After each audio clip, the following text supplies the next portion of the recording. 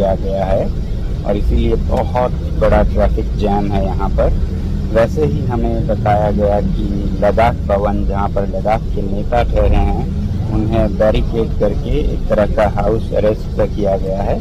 और जो लद्दाख के स्टूडेंट्स दिल्ली में हैं, जिस मोहल्ले में या इलाके में हैं, वहाँ भी बैरिकेड्स किए गए हैं। तो हमें शायद डिटेन किया जाएगा। इसके बाद मैं आपको वीडियोस भेज पाऊँ या न पाऊँ, ये सोचकर मैं बस में से ही ये वीडियो भेज रहा हूँ। इससे पहले, कुछ देर पहले एक नोटिफिकेशन दिल्ली पुलिस कमिश्नर से आया, जिसमें कि उन्होंने सेंट्रल और नॉर्थ दिल्ली पूरे में एक ऑर्डर लगाया, जो कि सेक्शन 144 जैसा ही है, नाम कुछ और है, जिसके अंतर्गत 5 आदमी से ज़्यादा जुट नहीं सकते हैं 30 तारीख से 6 अक्टूबर तक।